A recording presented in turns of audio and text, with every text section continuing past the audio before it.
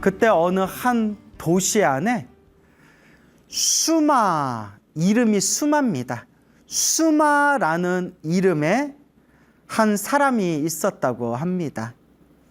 이 수마라는 사람은 굉장히 아주 지독하게 가난한 사람이었다고 합니다. 하루하루 끼니를 겨우 때울 수 있을 정도로 매일매일 하루하루 지독하게 가난한 삶을 살고 있었던 사람이었습니다. 이 수마가 어느 날 문득 이런 생각을 합니다. 아, 내가 이렇게 지독하게 가난하게 사는 이유는 전생에 복을 짓지 않아서 그렇다. 내가 과거 전생에 보시공덕을 짓지 않아서, 내가 전생에 닦은 공덕이 없어서 이번 생 이렇게 박복하게 사는 것이다. 이렇게 가난하게 힘들게 괴롭게 사는 것이다. 그런데 내가 이번 생에도 복을 짓지 않는다면, 이번 생에도 내가 복을 짓지 않고 살아간다면 다음 생 더욱더 힘들고 괴로운 몸을 받게 될 것이다. 그러니 이번 생, 지금 이 순간 복을 짓자. 자그마한 공덕이라도, 작은 보시라도 이번 생에 복을 짓고 다음 생을 위해서라도 내가 공덕을 닦자라는 생각을 일으키게 됩니다. 그리고 없는 형편에 있는 거 없는 거 싹 모아가지고 작은 실꾸러미 하나, 실을 하나 구하게 됩니다. 그 실을 품에 이렇게 안고서 길을 걷고 있는데 저 멀리서 서가모니 부처님께서 수많은 비구 스님들과 함께 바리떼를 들고 탁발을 나오신 겁니다. 그때 길에서 우리 거룩하신 석가모니 부처님을 뵙고 크나큰 기쁨을 느끼면서 이 수마가 부처님 발 아래 엎드려 부처님께 공경하는 마음으로 이 씨를 공양 올리게 됩니다. 부처님, 이 씨를 받아주십시오. 보잘것없는 저의 보시라 할지라도 부디 저의 정성을 받아주십시오. 부처님께서 그 길 한복판에서 이 수마가 정성껏 올린 그 씨를 딱 받습니다. 부처님께서. 그리고 놀랍게도 부처님께서 그 길 한복판에서 수마 앞에서 당신의 가사를 실로 이렇게 꿰매기 시작합니다. 수마 앞에서, 길 한복판에서 그 수마가 공양 올린 그 실을 받으셔서 품속에 있는 바늘을 꺼내가지고 당신의 옷을 꿰매기 시작합니다. 왜일까요? 수마에게 보여주기 위해서이지 않을까요? 그 가난한 수마가 이번 생에 공덕을 지어야 되겠다. 있는 거 없는 거 싹 모아가지고 겨우 실 한 덩어리를 얻어가지고 부처님께 이 실을 공양 올렸을 때 그 수마의 정성스러운 마음을 꿰뚫어 보시고 수마에게 믿음과 기쁨을 주기 위해서 수마가 공양 올린 그 실로 수마의 앞에서 부처님께서 직접 바느질을 하십니다. 얼마나 아름답습니까? 우리 같으면 아유 집에 가서 꿰매야겠다. 근데 또 바느질 못하니까 아우 수선집에 맡겨가지고 재봉틀로 좀 박아달라고 해야겠다. 요새 시대는 이제 그러지 않습니까? 수마가 그 모습을 보고 엄청난 기쁨과 환희심을 느끼게 됩니다. 오 부처님, 오 부처님. 그 부처님 발 아래 무릎 꿇고 합장하고 부처님께 정성스러운 마음으로 부처님 앞에서 다음과 같이 서원을 세웁니다.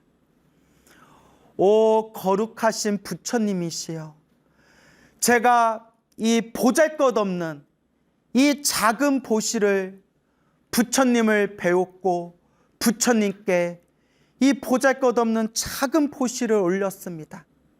하지만 보잘것없는 작은 보시라 할지라도 저의 정성이 담긴 이 씨를 공양 올린 이 공덕으로 저도 미래 세상에 부처님과 똑같은 깨달음을 얻어서 널리 중생을 제도하고자 하옵니다. 부처님, 부처님께 비록 작은 보시라 할지라도 부처님께 정성스럽게 공양을 올린 이 공덕의 힘으로 저도 미래 세상에 부처님과 똑같은 깨달음을 얻어서 널리 모든 중생을 제도하겠습니다 라고 수마가 서원을 세웁니다.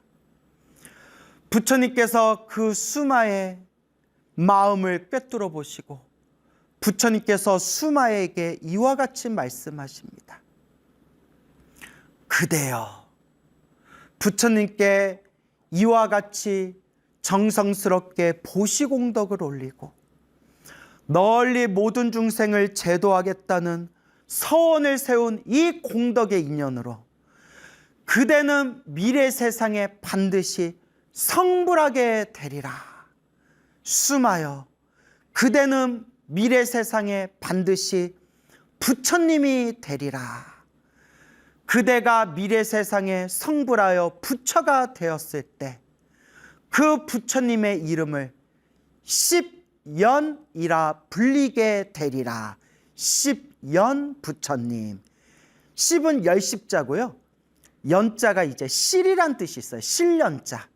그러니까 수마가 석가모니 부처님께 실 공양을 올리고 이 작은 보시라 할지라도 부처님께 정성스럽게 공양 올린 이 공덕의 힘으로 저도 미래 세상에 부처님이 되어 모든 중생 제도하겠습니다 라고 했을 때 이 실과 실의 인연이었잖아요.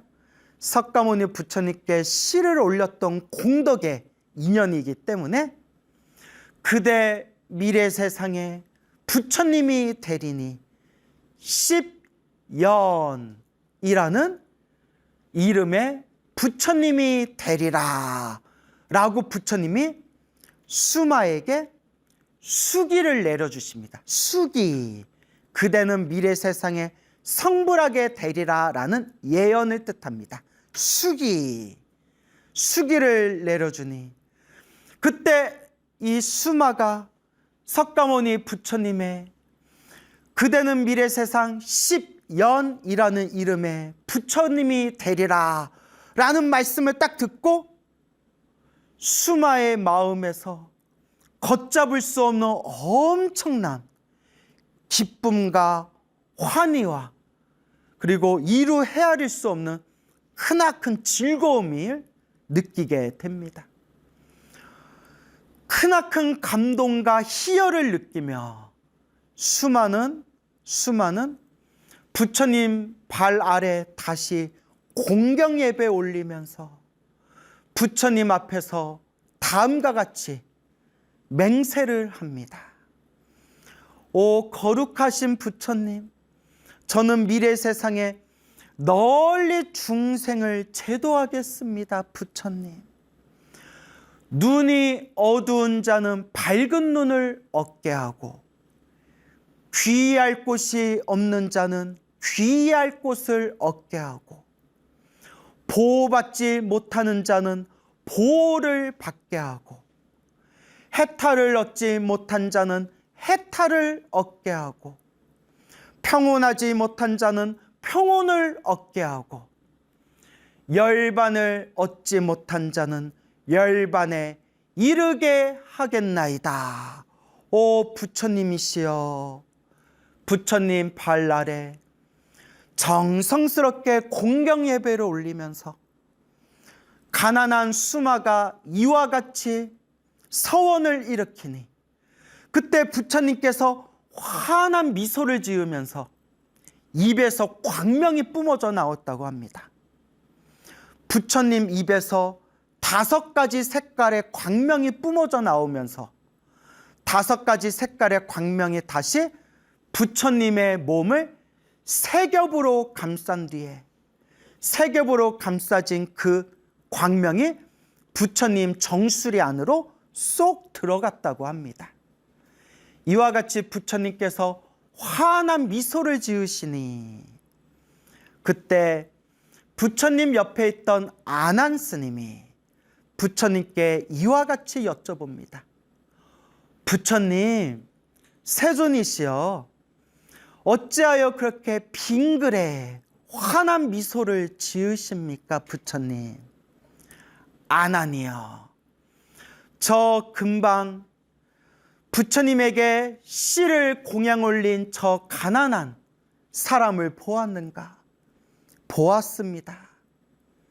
아난이여, 저 가난한 사람이 부처님께 그 한 꾸러미 씨의 공양을 올리고 정성스럽고 간절하고 공경하는 마음으로 부처님, 제가 이 씨를 올린 공양으로 저도 미래 세상에 부처님과 똑같은 깨달음을 얻어 모든 중생 제도하겠습니다 라는 서원을 세웠으니 저 가난한 사람이 머나먼 미래 세상에 10연이라는 이름의 부처님으로 세상에 출현해서 널리 중생을 제도하게 될 것이다. 그래서 이와 같이 내가 환하게 미소를 지은 것이다.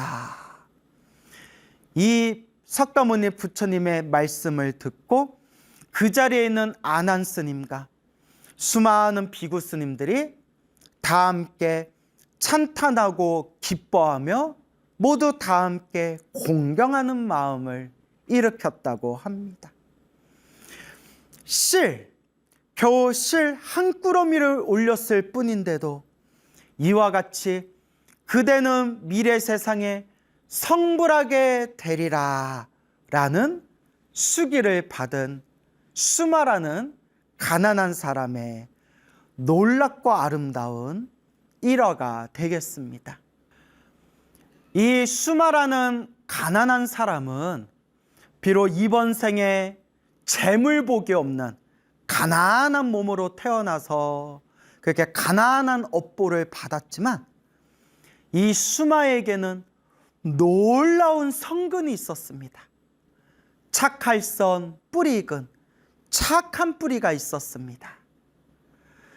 첫째, 보통 평범한 중생들은 힘들고 괴롭고 살아가는 삶에 가난과 고난이 닥치면 그냥 평범한 중생들은 남 탓을 하거나 조상 탓을 하거나 그렇게 스스로 부처님의 가르침에 귀의해서 내가 복을 지어야 되겠다라는 마음을 일으키지를 못합니다. 그런데 이 수마라는 사람은 지독하게 가난한 삶을 살면서 스스로를 돌아볼 줄을 알았습니다. 자신의 인과법, 자신의 인연법을 되돌아볼 줄 알았습니다. 아, 내가 이번 생에 이렇게 지독하게 가난하게 사는 것은 내가 전생에 너무나 복을 짓지 않고 보시를 하지 않았기 때문에 이번 생에 이렇게 가난하게 사는 거구나. 근데 내가 이번 생에도 복을 짓지 않고 보시하지 않고 공덕을 닦지 않는다면 다음 생에는 더 괴로운 몸을 받을 것이 아니냐. 그러니 지금 이번 생, 지금 이 순간에 내가 복을 지어야 되겠다. 보시를 해야겠다. 공덕을 닦아야 되겠다.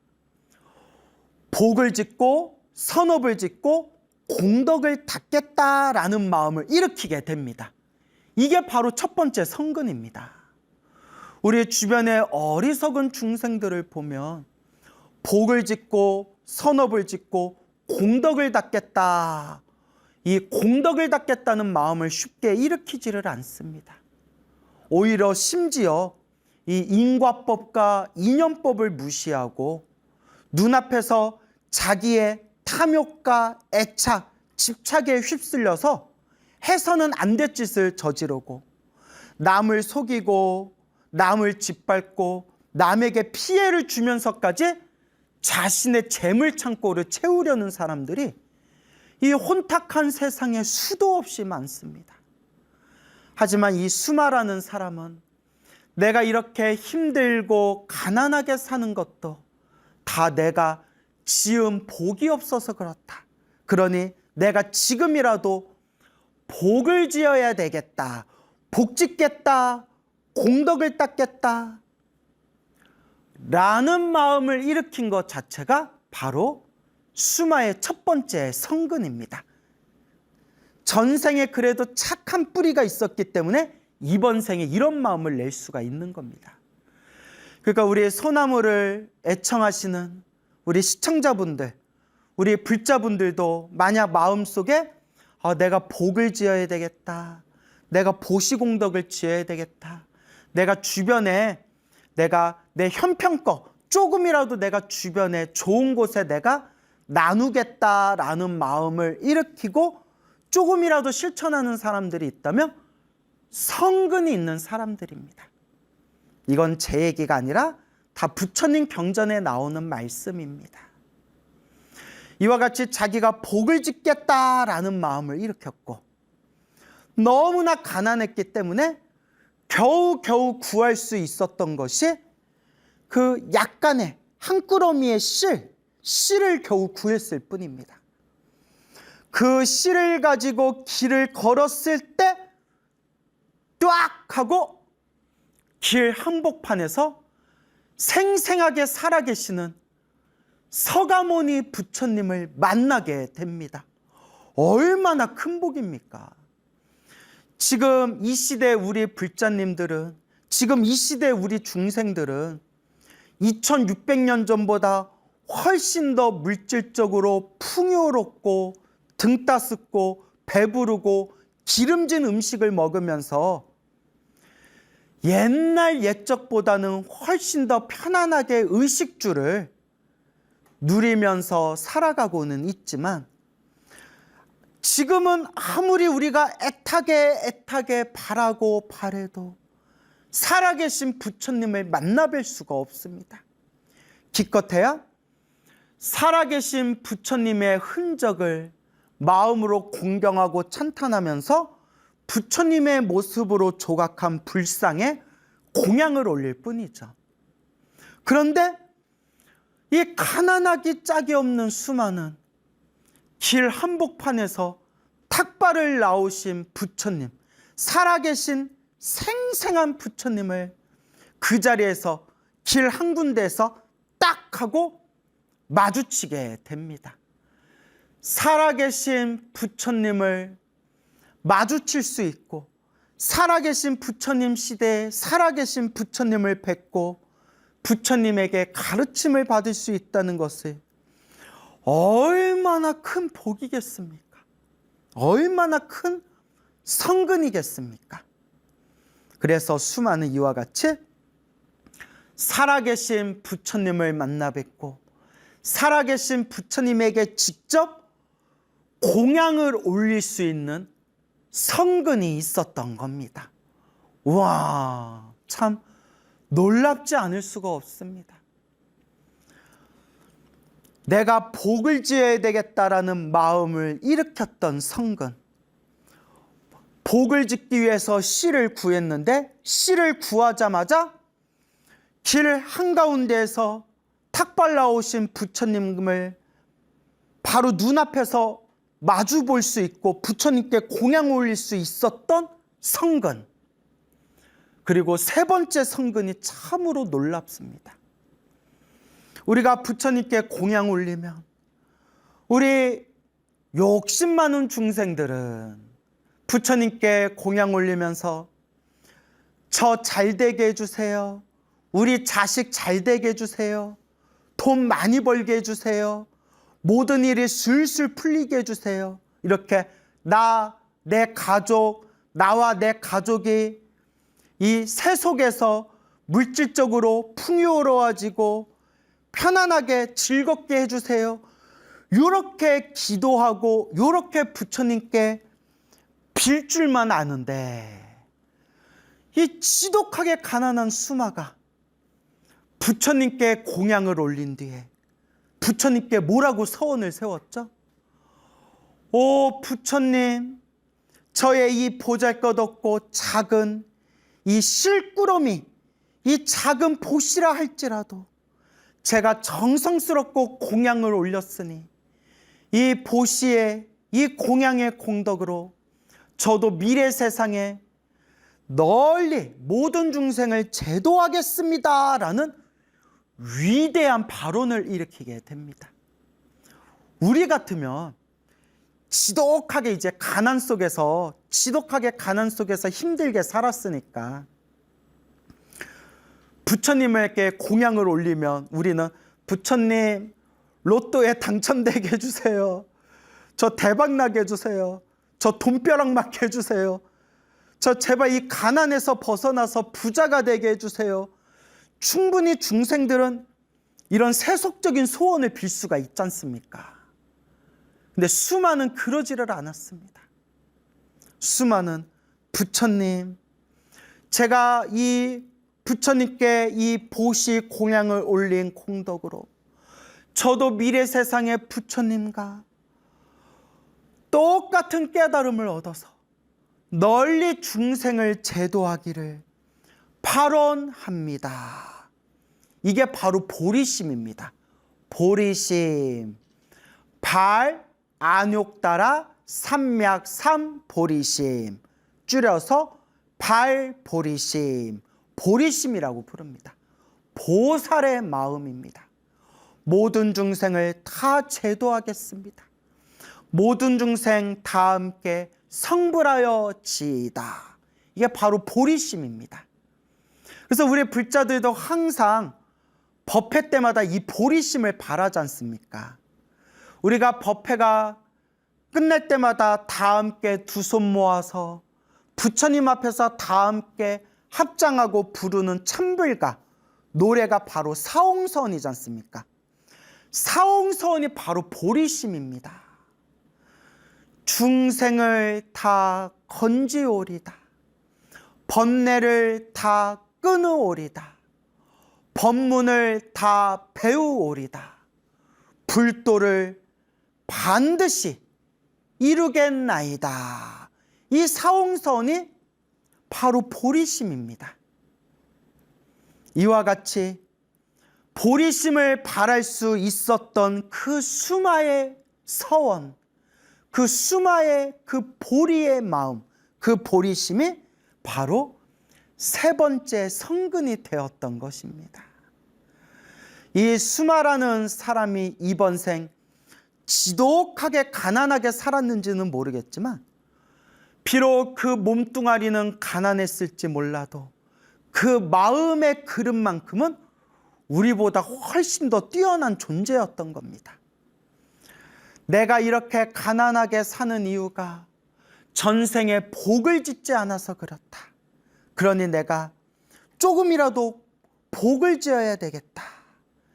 이런 마음을 일으켰던 게 첫 번째 성근이었고, 복을 짓기 위해서 실 한 꾸러미를 구해가지고 길을 걸을 때 살아계신 부처님을 마주쳐서 살아계신 부처님에게 정성껏 그 실을 공양 올릴 수 있었던 것이 바로 두 번째 성근이었고, 부처님께 공양을 올리면서 부처님, 저 가난해서 너무 먹고 사는 게 힘들어요. 저 부자 되게 해주세요. 저 로또 당첨되게 해주세요. 저 대박나게 해주세요. 이렇게 세속적인 그럼 쾌락과 즐거움의 소원이 아니라 부처님, 이 공양의 공덕으로 미래 세상에 저도 부처님과 똑같은 깨달음을 얻어서 널리 모든 중생을 다 제도하겠습니다라는 이 위대한 마음, 위대한 보살의 마음, 이 보리심을 일으킬 수 있었다는 것이 바로 수마의 성근이 되겠습니다.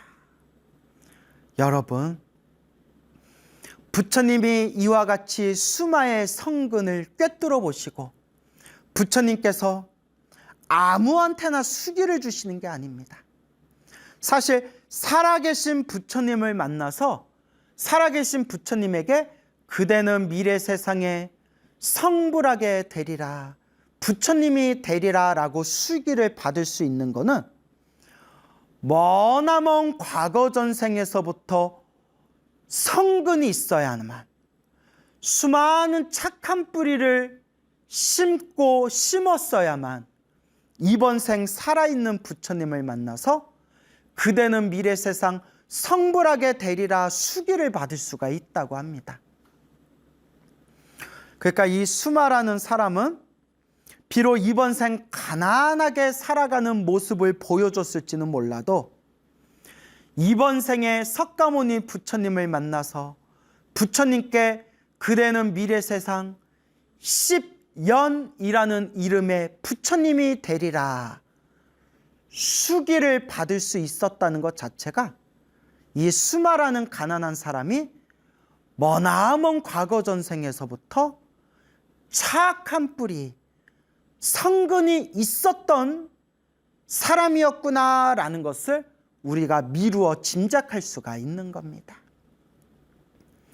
우리도 그와 같습니다, 여러분.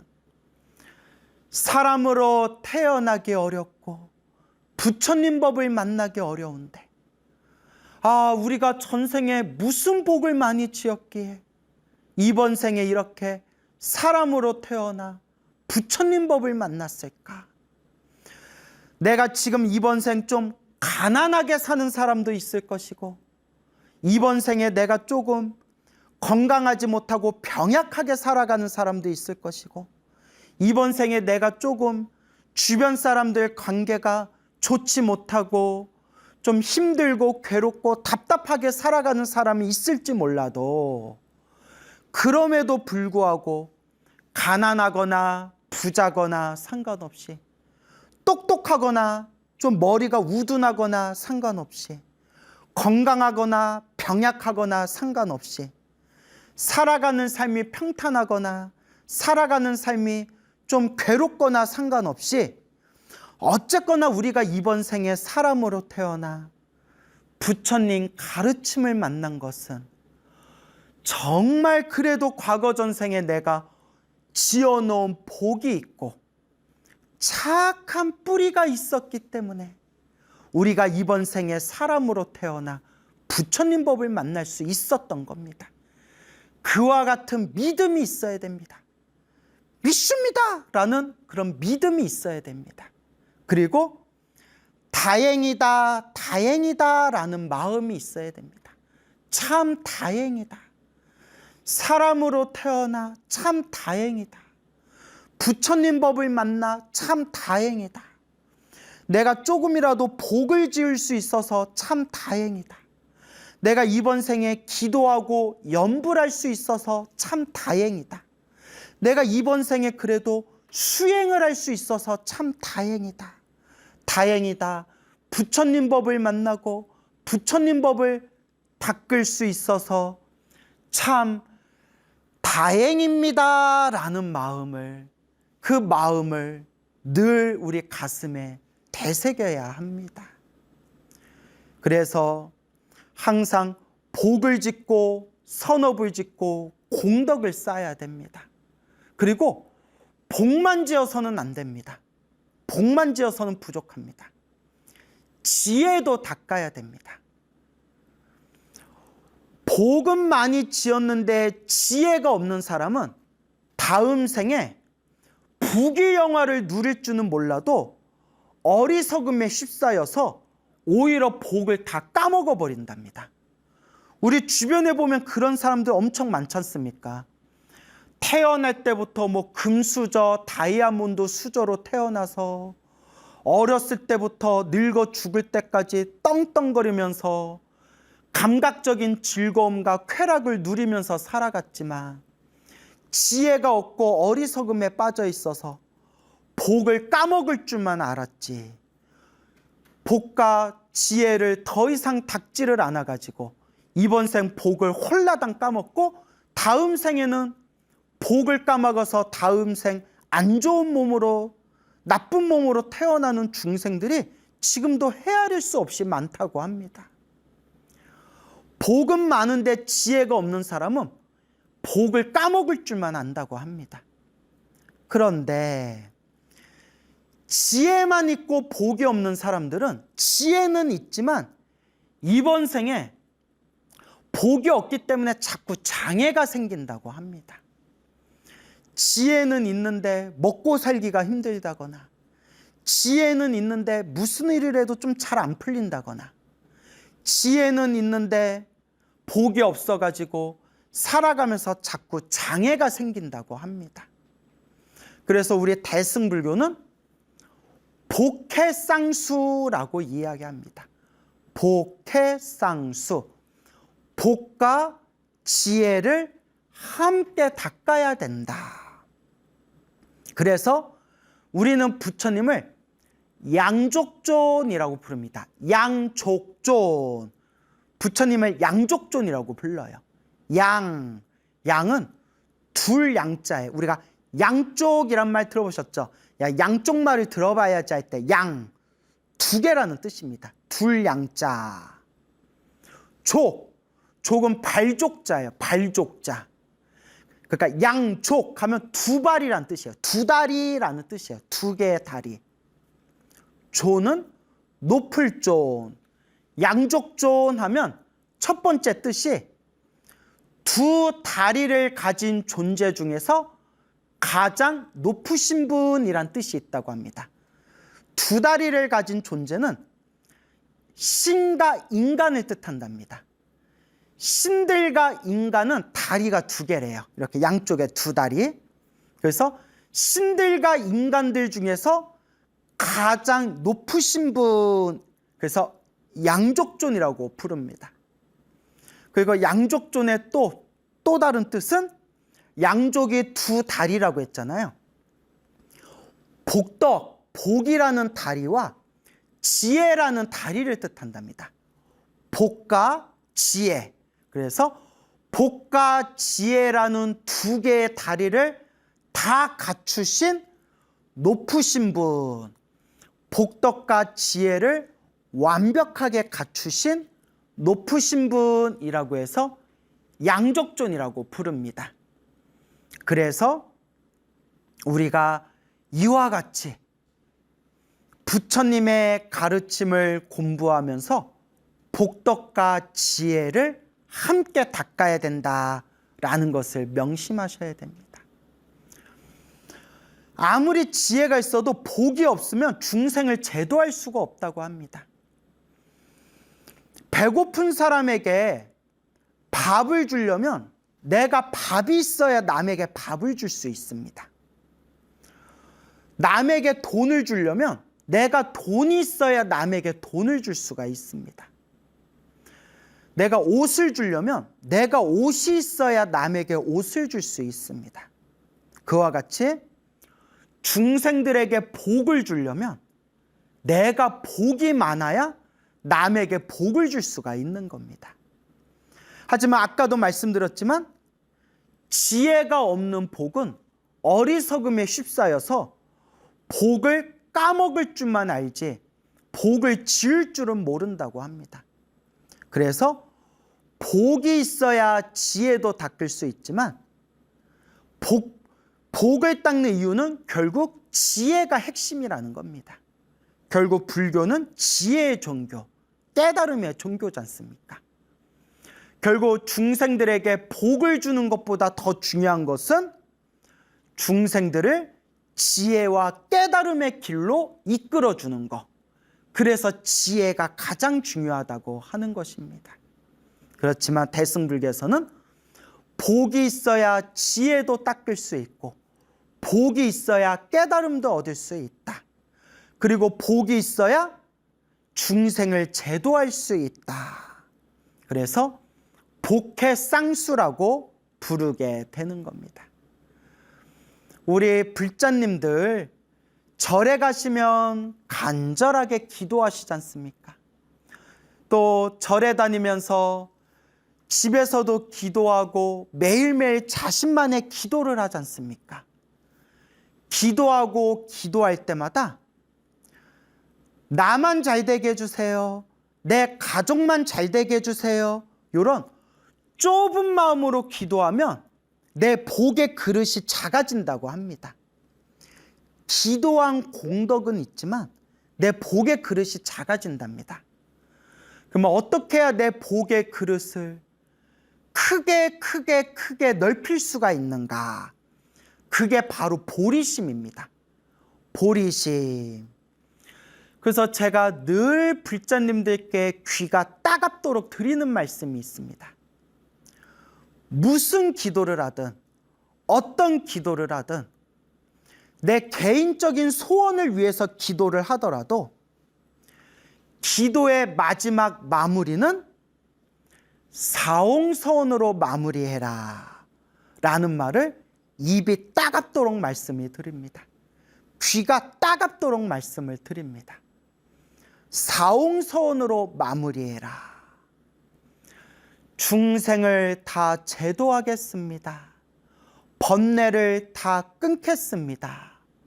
법문을 다 배우겠습니다.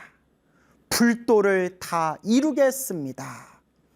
사옹서원을 한 문장으로 만들면 원공법계 제중생 자타일시 성불도 모든 중생 다 함께 성불하여 지이다. 모든 중생 다 함께 하나도 빠짐없이 일체 모든 중생 다 함께 성불하여 지이다 라는 마음으로 항상 기도의 마지막 마무리를 하시면 기도빨도 더 빨리 받고 내 복의 그릇도 더 크게 더 넓게 내 복의 그릇이 커지게 될 것이다 라고 늘 말씀을 드립니다. 여러분, 행복해지고 싶다면 복을 많이 지으셔야 돼요. 결국 중생은 다 복대로 살더라고요. 중생은 다 자기가 지은 복대로 살아가요.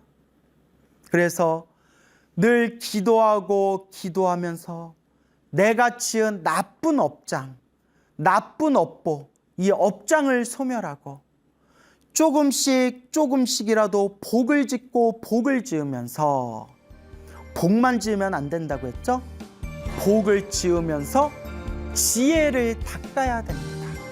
복해쌍수, 복과 지혜를 함께 닦아야 된다라는 것을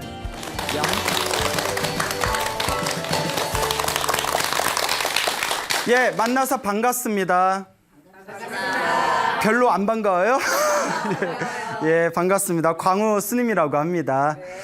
자, 우리가 살아가다 보면 좋은 일이 생길 때도 있고 나쁜 일이 생길 때도 있죠. 사람이란 게 참 희한해요. 감정의 동물이죠. 막 즐겁고 행복할 때는 막 이렇게 기분이 감정이 업되었다가 좀 슬프고 우울할 때는 뭐 살아 못 살아 뭐 죽어 아직 죽긴 억울해 막 이런 여러 가지 감정들이 들지 않습니까? 그런데 요새 뉴스를 보면 극단적인 선택을 하시는 분들이 많은 것 같아요. 이제 살아가면서 힘들고 괴로운 일들이 계속 닥쳐오거나 내 정신적인 그릇, 흔히 우리가 말하는 멘탈이라고 하죠. 어떤 내 멘탈의 그릇을 넘쳐난 만큼 충격적인 일을 당하면 그 극단적인 선택을 하시는 분들도 계시는 것 같습니다. 불교에서는 가장 나쁜 업보 중에 하나가 살생의 업보라고 합니다. 살생의 업보, 죽이는 거. 그리고 벌레를 죽이는 것보다는 큰짐승을 죽이는 게 더 안 좋고 큰짐승을 죽이는 업보보다 사람을 죽이는 업보가 제일 무섭답니다. 그런데 스스로 목숨을 끊는 자살도 또 다른 의미의 적극적인 살생이라고 합니다. 그래서 불교에서는 자살을 반대를 합니다. 그리고 중요한 게 그 자살이라는 게 지금 당장의 내 괴로운 삶을 끊어서 뭔가 평온함을 얻고 싶다라는 마음이 담겨져 있지 않습니까? 근데 불교적인 입장에서 보면 이번 생에 내게 주어진 빚을 다 못 갚고 스스로 목숨을 끊게 되면 언제 또 갖게 된다? 다음 생에 갖게 되는데 문제가 이번 생 플러스 1+1이라고 하나요? 이번 생에 못 갚은 거 플러스 살생한 업보에 또 이제 그 업보까지 이렇게 받게 되는 거죠. 그렇기 때문에 힘들고 괴로워도 어떻게든 이번 생에 내가 진 빚을 나에게 주어진 이 업보를 녹이겠다는 마음으로 꿋꿋하게 살아가야지 힘들고 괴로워도 극단적인 선택을 하시면 안 됩니다. 그래서 뭐 우리 불자분들이야 그럴 분들은 안 계시겠지만 혹시라도 살아가면서 힘들고 괴로울 때, 정말 힘들고 괴로울 때, 죽을 것 같이 힘들고 괴로울 때 어차피 나 죽는다 생각하고 죽을 힘을 다해서 기도해 보세요. 어차피 죽을 거 그냥 기도하다 죽어버리세요. 그러면 그날 진짜 죽으라는 게 아니라 그렇죠. 한국말을 끝까지 들어야 돼요. 그 정도로 죽을 힘을 다해서 기도해 보면 분명히 내 눈앞에 서광이 비치게 될 겁니다. 그래서 어떤 분께서 제 개인 SNS에 너무나 감동적인 글을, 짤막한 글을 올려주셨어요. 그 소나무 팬이라고 하시는 그 불자님께서 올려주신 글이 너무나 내용이 좋아서 제가 잠시 가져와 봤습니다. 이제 여러분들께 읽어드릴 테니까 한번 귀를 기울여서 경청해 보시기 바랍니다. 네. 스님, 솔직한 마음 열어 보입니다. 불법을 만나고 나서도 마음이 힘들어 이대로 끝내고 싶었습니다. 그러다가 자살은 적극적인 살생이라는 어느 스님의 말씀에 정신을 차립니다. 처음에는 차라리 모르는 것이 좋았을 것이라 생각합니다. 스님이 말씀하신 은은한 가피를 받는다고요? 제가 그렇습니다. 어찌나 감사한지요. 저절로 부처님 감사합니다가 제 입에서 나왔습니다. 매일 독경하고 걸을 때에도 관세음보살을 염송하며 걷습니다. 개미 한 마리도 밟지 않기를 염하며 걷습니다. 스님의 방송은 빠짐없이 보고 있습니다. 방송으로나마 뵐 수 있는 지금에 감사합니다. 건강하십시오. 관세음보살.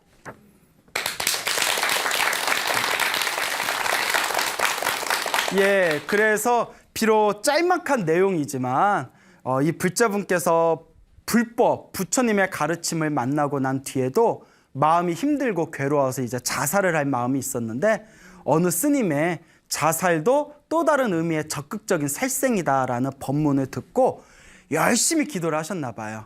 그래서 열심히 기도를 하시고 관세음보살을 부르셨더니 지금은 입에서 저절로 마음에 힘들고 괴로웠던 것들이 이제 다 흩어져서 사라지고 지금은 저절로 아이고 부처님 감사합니다라는 말이 저절로 입에서 나올 정도로 지금은 그렇게 편안하게 살고 계신다는 그런 내용이 되겠습니다. 그러니까 여러분 힘들고 괴로울 때 무엇을 많이 해라? 기도를 많이 하세요. 기도 어렵게 생각하지 마시고 자기가 하던 기도 있으면 꾸준히 하시되 무슨 기도 해야 될지 모르겠다 하면 한국 불교는 관세음보살하고 인연이 깊거든요. 그러니까 뭐 관세음보살 부르든 지장보살 부르든 나무아미탑을 부르든 아무 상관없으니까 한 분을 딱 선택한 뒤에 또 욕심 부려서 나는 요것도 저것도 요리조리 그러다가 아무것도 안 돼요.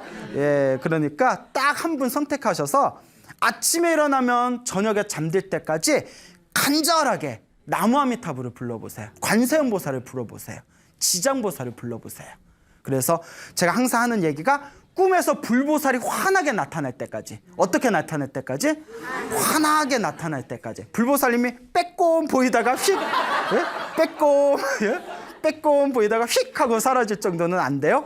환하게 보일 때까지.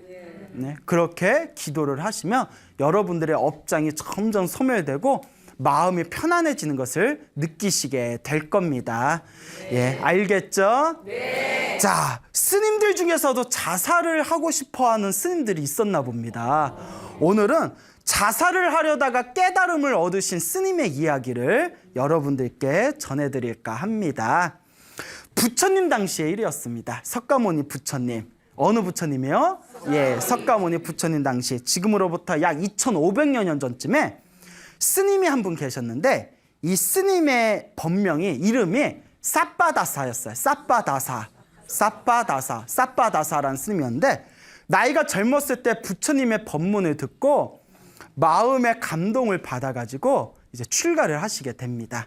그래서 25년 동안 수행을 하셨대요. 몇 년? 25년이면 많이 하신 거죠. 25년 동안 수행을 하셨는데 아무런 어떤 깨달음의 효과를 전혀 얻질 못했대요. 25년을 수행했는데도 효과 못 본 거면 그것도 희한해요. 하여튼 25년 동안 수행을 했는데 아무런 수행의 효과를 못 봤대요. 그러니까 점점 스님으로 살아가는 삶이 너무나 지루하고 우울한 거예요. 너무나 답답한 거예요. 아무런 재미가 없으니까.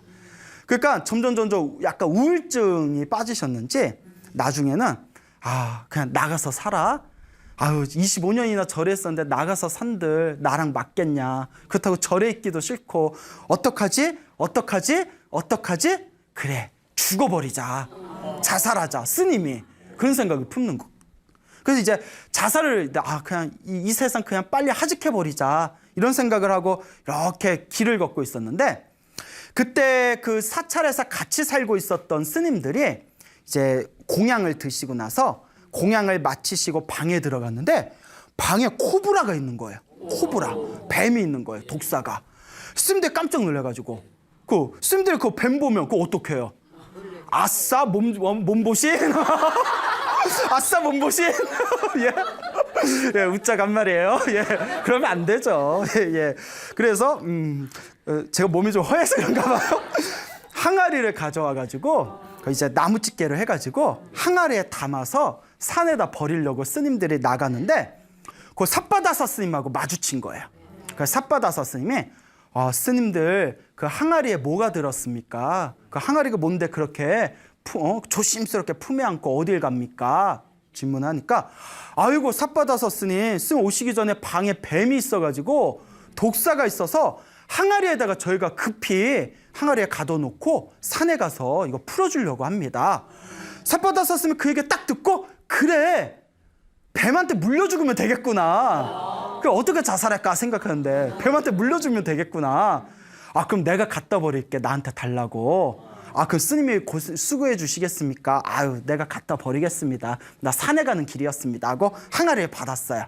항아리를 딱 가져와서 뱀한테 이제 뚜껑을 열고 뱀한테 물어 물어 이랬대요. 뱀이 물어요 안 물어요? 그렇죠. 여기서 물어서 확 죽었습니다 하면 이야기가 안 되겠죠. 예, 안 물더래요. 그러니까 왜 안 물지?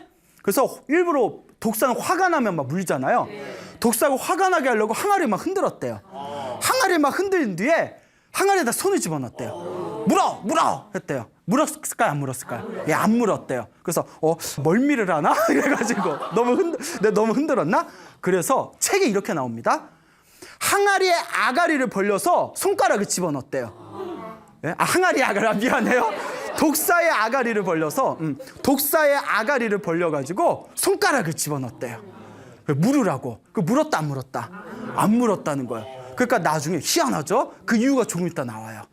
그래서 안 무니까 이제 스님이 무슨 생각을 하냐면 삿바다 스님이 독사 아니네 집뱀이네 집뱀 뺨 집뱀이네 하고 그리고 뭐 대충 버리고 오셨대요.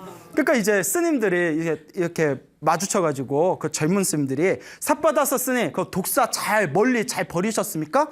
버리긴 버렸는데 그거 독사 아니야 집뱀이야 집뱀 물지도 않구만 이러더래요. 스님들이 깜짝 놀라서 무슨 소리입니까? 저희가 방에 갔을 때 씩씩 소리를 내면서 그 코브라는 흥분하면 목이 막 부풀잖아요. 목을 부풀고 막 이빨을 드러내면서 막 독침을 막 뿜어내가지고 잡는데 엄청 애먹었습니다. 그게 독사가 아니면 뭐가 독사입니까? 하니까 삿바다사 스님이 고개를 갸웃거리면서 이상하던데? 독사 아닌 것 같던데? 하여튼 그렇게 이제 넘어갔대요. 그렇게 넘어갔는데 근데 이제 삿바다사 스님은 이제 계속 이제 자살하고 싶은 마음이 계속 있는 거예요. 근데 이제 스님들은 보름에 한 번씩 삭발을 하거든요. 삭발할 때 지금은 이제 면도날이 있으니까 우리가 흔히 중이 제 머리 못 깎는다 이런 속담 있죠? 네. 아니에요. 요새는 면도날이 너무 좋아서 그 상표 이런 얘기하면 안 되죠. 예. 그래서 이제 뭐 스님 지금도 사찰에서는 스님들이 서로 해주는 예법이 있는데 급할 때는 어떻게 해요? 뭐 따다다다다 이렇게. 자, 그런데 옛날에는 삭도라는 걸로 삭도 아시죠?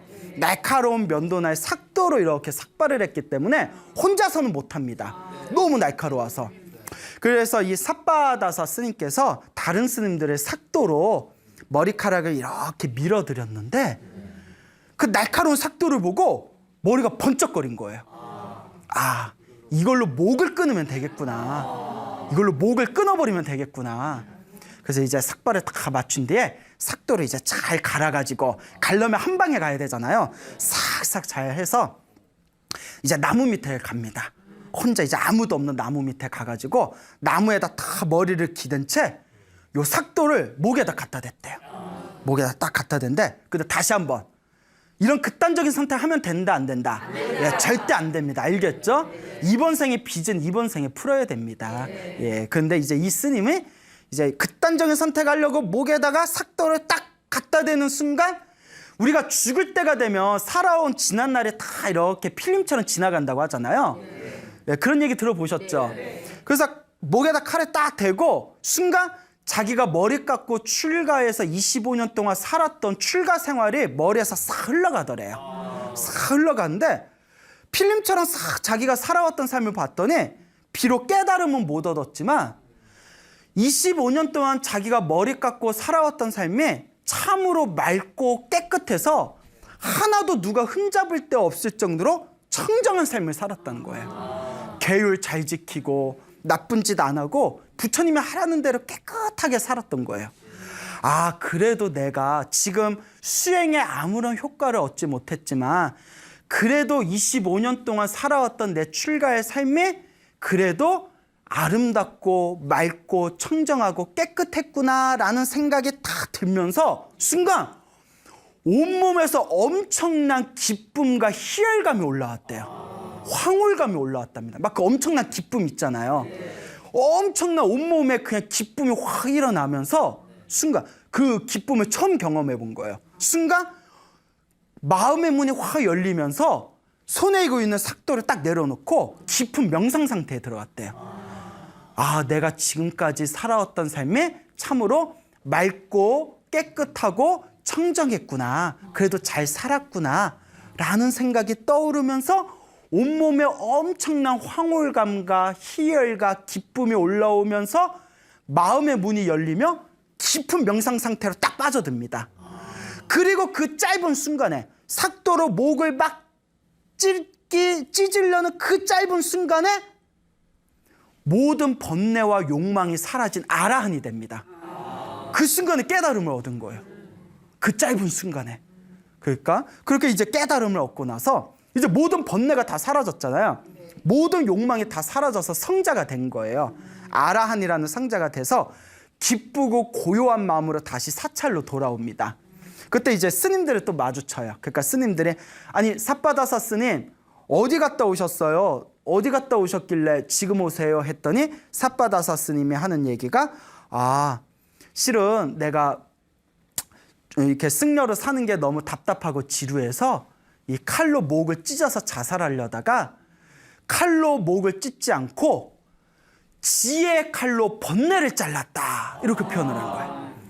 이 날카로운 칼로 목을 자르지 않았고 무엇으로? 지혜의 칼로 번뇌를 잘랐다 하니까 스님들이 뭐야 목미? 뭐 이래요? 뭐 자살할 뭔 자살은 뭐고 지혜 칼로 번뇌를 자른 건 뭐고 뭐야? 뭐 자기가 아라한이 됐다는 거야?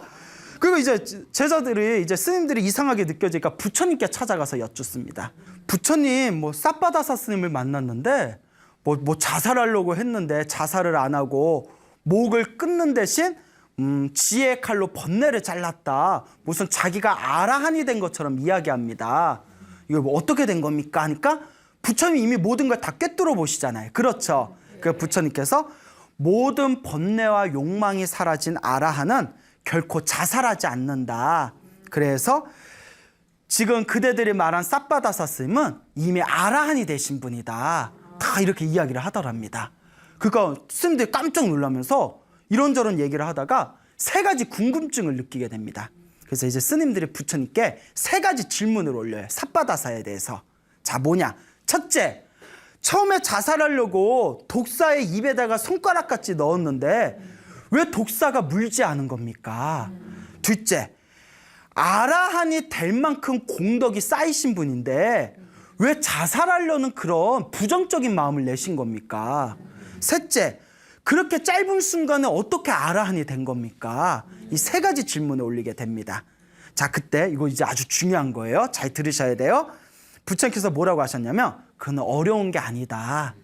이 모든 것은 다 자기가 지은 업을 누가 받는 거다? 자기가 받는 거다. 모든 게 다 자기가 지은 업이라는 거예요. 독사가 삿바다사 스님의 손가락을 물지 않은 이유는, 자, 부처님이 뭐라고 하시냐면 좀 어이가 없어요, 답변이. 그 독사가 삼생 전에, 몇 생 전에? 삼생. 전생에 삿바다사 스님의 노예였다. 종이었다는 거예요. 삼생 전에 누구였다? 예, 종이었다. 종이었기 때문에 삼생 전에 주인이었기 때문에 감히 문다, 안 문다? 안 문다는 거예요. 그래서 못 물었다는 거예요. 약간 어이없죠. 예, 그것도 내라 그러시네. 어이는 없지만, 그러니까 우리 앞에 펼쳐진 인연이 그런 인과업보라는 거예요. 그러니까 잘 생각해 보자고요. 평소에 나한테 잘해주는 사람은 그만큼 나와 좋은 인연이 있던 사람이고, 지금 나를 힘들고 괴롭히는 사람은 그만큼 나와 나쁜 관계였다는 거예요. 독사 하나에도 그런 인연이 있다는 거예요. 예를 들어서 우리가 똑같이 길을 갔는데 산에서 뱀에 물린 사람이 있으면 왜 앞에 있는 사람도 안 물고 뒤에 있는 사람도 안 물고 왜 나를 무냐고. 다 이게 묘한 인연이 있는 거예요. 그러니까 세상에 원망하고 탓할 게 없대요. 내 전생에 지은 복만큼 만난다는 거예요. 생각해 보세요, 여러분. 여러분들은 주변에 좋은 복이 많아요? 나쁜 복이 많아요?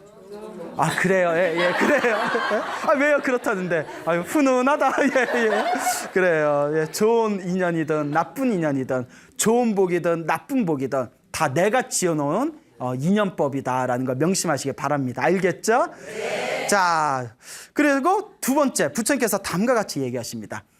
이번 생에 아라한이 될 수 있을 만큼 공덕을 쌓은 스님인데 왜 자살하려는 마음까지 품었느냐? 이것도 굉장히 중요해요. 다 누가 지은 업이랬죠? 내가 지은 업이죠. 석가모니 부처님 바로 전에 세상에 출연했던 부처님이 가섭부처님이세요. 가섭불. 과거에 출연하셨던 부처님. 이 가섭부처님 시대 때 2명의 스님이 있었대요.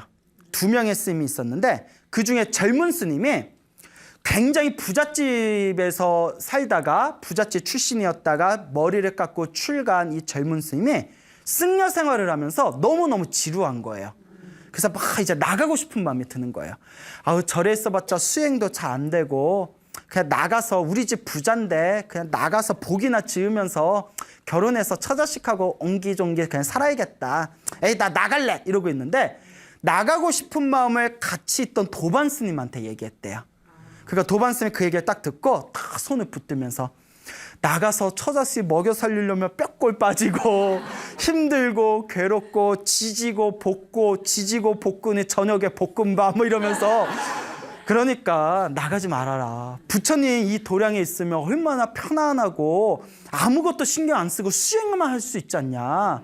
지금 너의 그 지루함은 일시적인 거다. 그러니까 나가지 말고 우리 같이 수행하자 하고 꼭 붙들었대요. 그러니까 그런 좋은 이야기를 듣고 나니까 요 젊은 스님이 도반 스님 얘기를 듣고, 그래, 나가지 말자. 이 스님 말이 맞다. 내가 열심히 수행하면서 살자.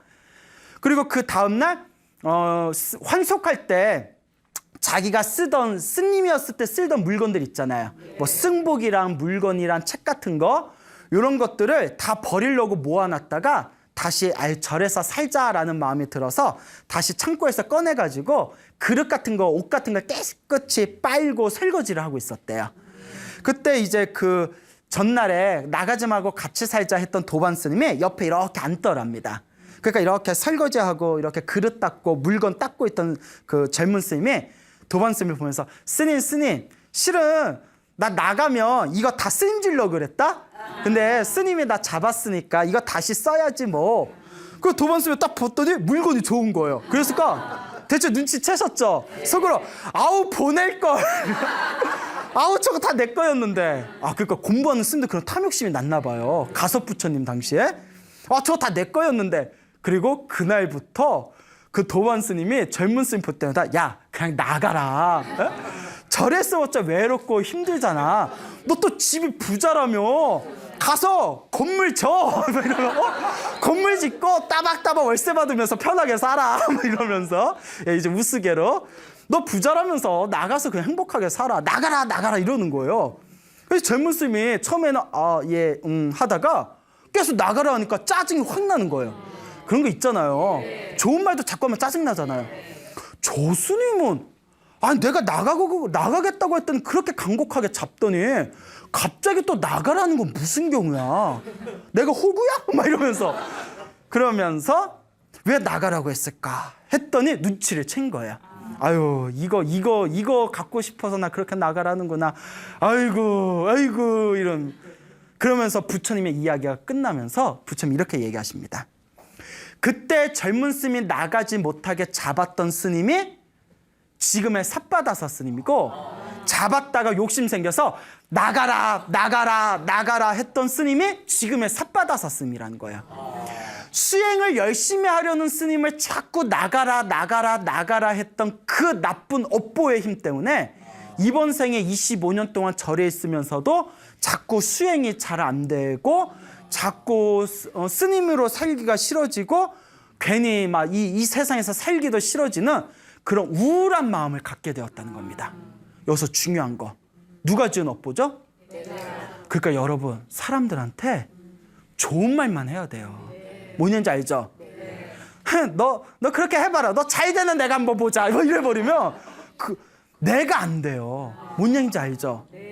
사람에 대해서 안 좋은 얘기, 좋지 못한 얘기를 하게 되면 오히려 내 복이 깎이게 되는 겁니다. 그 삿바다사 스님도 전생에 그냥 멀쩡한 스님한테 자꾸 나가라 하니까 자기가 이번 생에 스님으로 살아가면서 자꾸 일이 풀리지 않았던 거예요. 정말 무섭죠? 그러니까 어떤 분이 이렇게 얘기해요. 선생님 그러면 정말 충고할 때도 좋은 얘기만 해야 됩니까? 자, 여기서 중요한 법칙이 있습니다. 제가 그분한테 너무 질문 잘했다고. 여러분, 좋은 업이 되냐 나쁜 업이 되냐의 차이는 의도예요. 따라해보세요. 의도. 만약에 나쁜 의도를 가지고, 예를 들어 내가 문과에 가야 되는데 내 친구도 문과에 같이 가려고 하니까 경쟁이 된 거예요. 그래서 친구한테 아니야, 너는 머리가 똑똑하니까 어디를 가는 게 나아? 이과 가서 너는 수학하는 게 나아. 그러니까 너 그냥 이과 가. 너 같은 애가 이과 가야지. 야, 기초공학이 살아나야 우리나라가 발전하는 거야. 너 이과 가. 나 책 보는 거 좋아하니까 그냥 문과 가는 거야. 의도가 좋은 의도야, 나쁜 의도야? 이러면 나쁜 업보가 되는 거예요. 그런데 학교 선생님이 정말 문과 가려는 친구한테 철수야, 근데 선생님이 보기에는 너는 수학적인 감각도 있고, 그러니까 문과 가는 것보다는 이과 가서 공대 쪽으로 가면 나는 네가 더 잘 풀릴 것 같다. 그러니까 이과 쪽으로 가면 어떻겠니 하면 이건 좋은 의도예요, 나쁜 의도예요? 그렇죠. 학생이 잘 되길 바라는 좋은 의도잖아요. 그러니까 이건 이건 나쁜 업이 되질 않는 거예요. 이제 이해 가시죠? 똑같이 상대에게 쓴소리를 해도 좋은 의도를 가지고 쓴소리를 하냐, 나쁜 의도를 가지고 쓴소리를 하냐. 근데 더 무서운 게 뭔지 아세요? 나는 너한테 하는 쓴소리 좋은 의도야 해놓고 막 말을 퍼붓는 사람도 있어요. 희한하죠, 중생들? 자, 그러니까 내가 어떤 의도를 가지고 말을 하느냐, 이게 굉장히 중요한 겁니다. 알겠죠? 네. 자, 그래서 삿바다사 스님은 이와 같이 그때 수행을 열심히 하려는 스님을 붙잡았던 공덕도 있지만 계속해서 수행 열심히 하려는 스님을 나가라 이렇게 마음을 뒤흔들었던 그 업보의 힘에 의해서 이번 생에 자꾸 자살하고 싶은 생각이 들었다는 거예요. 그래서 여러분, 우리 뭐 우울증 같은 거 있죠. 뭐 우울증이라든가 뭐 조울증가 이런 거 있잖아요. 물론 이번 생에 어떤 환경적인 이유도 있겠지만 불교적으로 보면 심각한 어떤 정신적인 어떤 병들은 과거 전생에 지었던 업보일 수도 있어요. 그래서 불교 경전에도 보면 약간 우리 보면 막 정신병자 있잖아요. 정신병원에 들어가야 될 정도로 사회생활을 할 수 없는 정신병자도 있잖아요. 심각한 그런 정신병 같은 거는 부처님 경전에 보면 과거 전생에 부처님의 법을 함부로 비방한 사람들이 이번 생에 정신이 온전하지 못하다. 이런 내용이 나옵니다.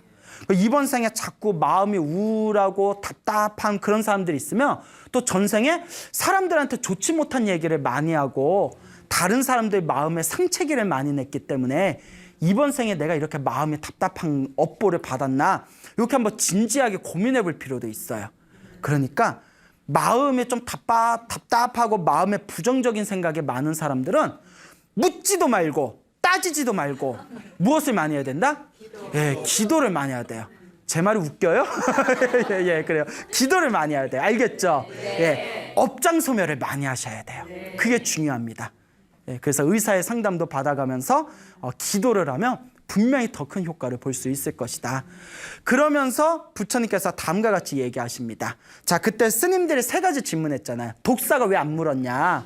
왜 이번 생에 아라한이 될 만큼 공덕이 뛰어나신 분이었는데 왜 그렇게 자꾸 이렇게 자살하고 싶은 마음을 낸 거냐? 2가지는 의문이 풀렸죠. 네. 3번째, 이번 생에 어떻게 그렇게 짧게 아라한이 될 수 있었냐? 깨달음을 얻을 수 있었냐? 그때 부처님께서 다음과 같이 얘기합니다.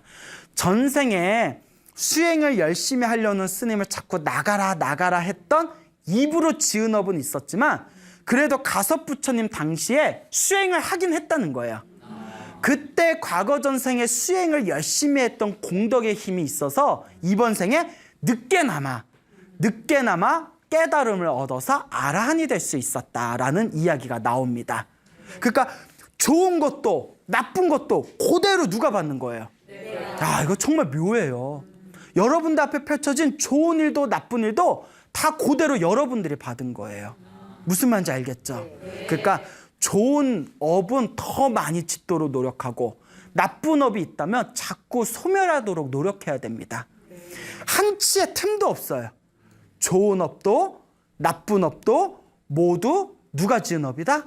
내가 지은 업이다. 이 인과 업보를 확실하게 알고 믿으면 수행을 안 할래야 안 할 수가 없다는 것을 명심하시기 바랍니다. 알겠죠? 네. 자, 그래서 우리가 이 업보, 이 업장 이런 걸 소멸하려면 기도를 많이 해야 된다고 제가 항상 신신당부하지 않습니까? 네. 그래서 평소에 전화가 좀 많이 와요. 근데 가끔 좀 답답할 때가 있는 게 저희가 한 130회 했잖아요. 130회 동안 여러 번 얘기했는데 또 전화해서 또 물어보는 분들이 있어요. 그럴 때마다 제가 항상 말씀드린 게 있어요. 혹시 몇 회까지 보셨어요?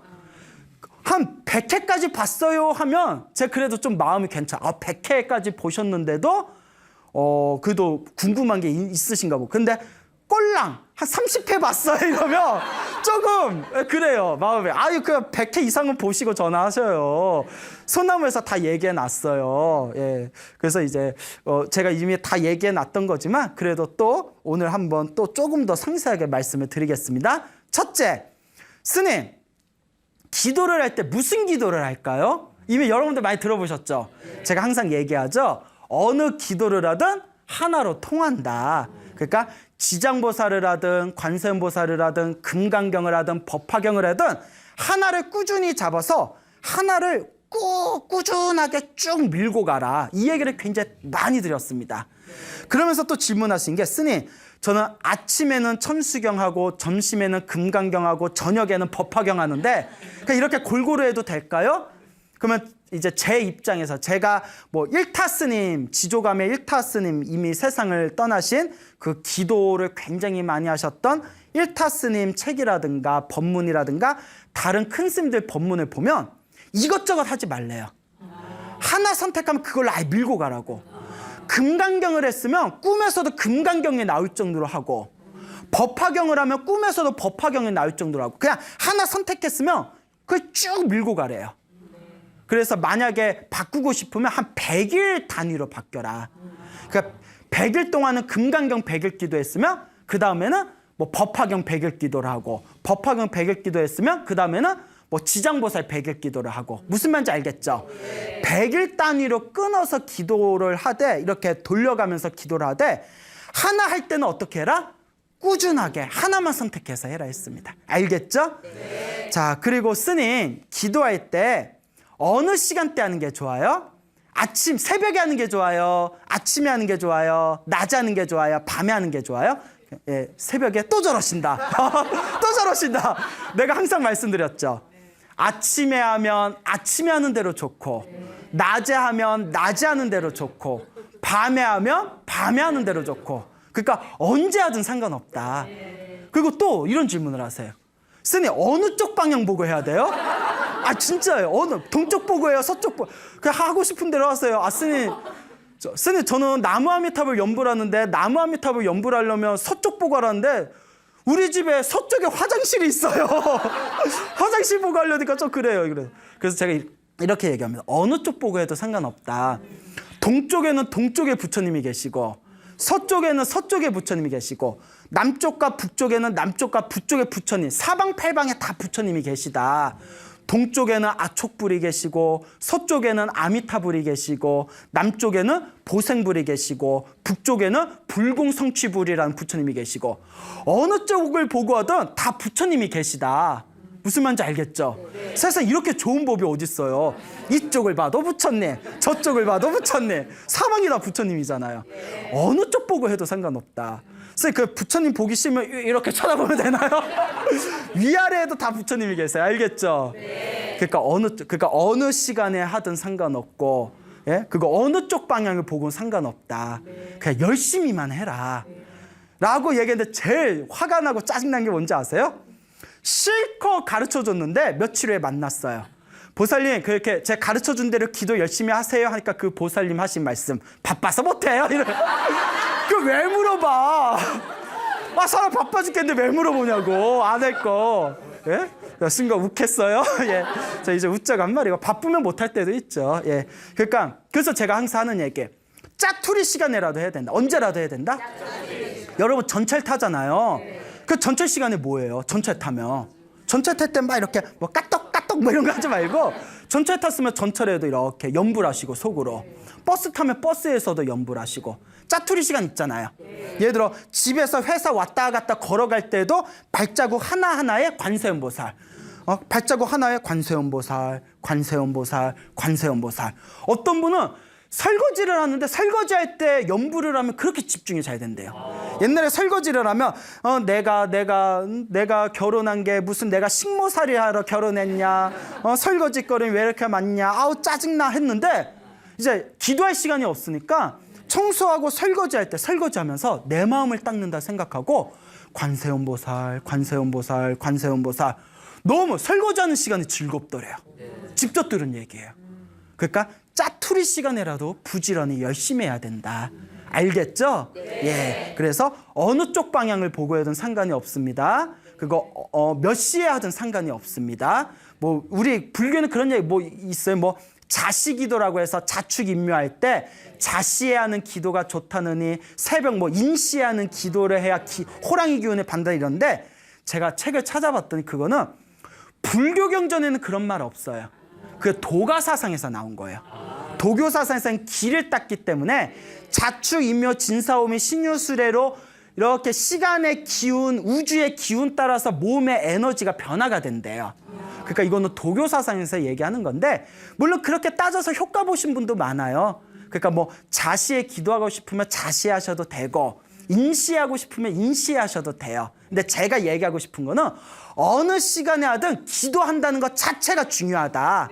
그러니까 묻지도 말고 따지지도 말고 그냥 기도 열심히 해라. 이제 이 뜻이 되겠습니다. 예, 명쾌하죠? 예, 그래. 내 입으로 얘기하니까 좀 그렇네. 그래요. 자, 그래서 이제 어느 시간에 하든 상관없다. 어느 쪽 방향 보고 하든 상관없다. 무슨 기도를 하든 하나만 꾸준히 하면 효과는 결국 하나로 통한다. 말씀드렸죠? 자, 또 무슨 얘기를 들었냐. 스님, 기도를 할 때 무슨 옷을 입고 해요? 라는 얘기를 들었어요. 옷. 그래서 내가 그랬어요.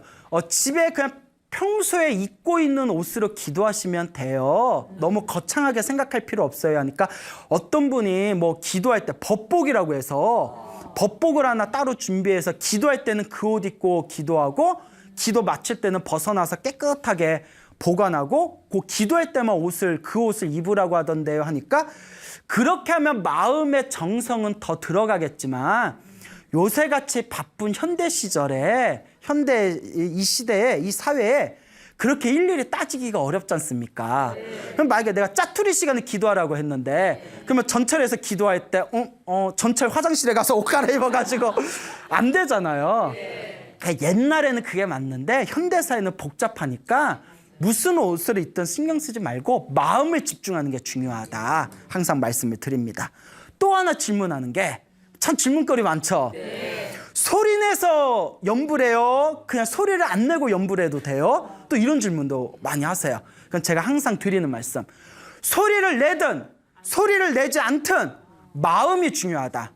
소리를 내도 마음이 집중되지 않으면 의미가 없는 거고 소리를 안 내도 마음에 딱 집중하면 제대로 기도하는 거다. 그러니까 마음으로 집중해라.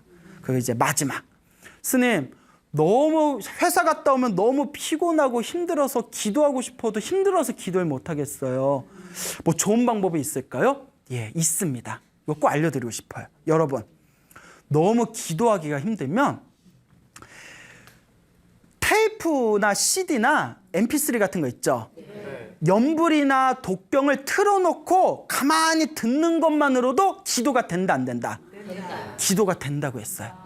너무 힘들면 요새 휴대폰 다 있잖아요. 휴대폰에 연불이나 뭐 금강경이나 천수경이나 이렇게 저장해 놓고 귀로 이렇게 편안하게 앉아서 귀로 듣는 거, 마음을 집중해서 그냥 편안하게 귀로 듣는 것만으로도 기도가 된다, 안 된다? 기도가 된답니다. 이렇게 편한 게 어디 있어요? 왜냐? 가만히 듣고 있으면 머릿속에 저절로 돌아가잖아요. 그러니까 차 안에서도 들을 수 있고 버스 안에서도 들을 수가 있고 예? 전철 안에서 들을 수가 있고 걸으면서는 듣지 마세요. 예, 잘못하면 또 귀로 듣고 있으면 사고 날 수 있으니까. 자, 이와 같이 기도의 가장 중요한 핵심은 얼만큼 내가 마음을 집중하면서 닦느냐에 달려 있습니다. 알겠죠? 네. 그러니까 여러분, 오늘 여러분들께 드린 그 삿바다사 스님 이야기 있죠? 네. 자, 삿바다사 스님의 이번 생에 펼쳐진 행복과 불행도 다 자기가 지은 업을 그대로 받은 겁니다. 하물며 우리 같은 범부 중생은 그 업보를 어떻게 피하겠습니까?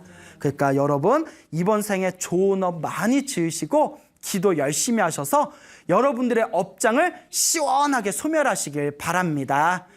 알겠죠? 네. 자, 여러분, 행복해지고 싶습니까? 네. 행복한 삶을 창조하고 싶습니까? 네. 복을 지으십시오. 선업을 지으십시오. 공덕을 쌓으십시오. 복과 선업과 공덕의 힘이 여러분들을 진정한 행복의 길로 이끌어 줄 것입니다. 오늘 여기서 마치겠습니다. 소중한 나!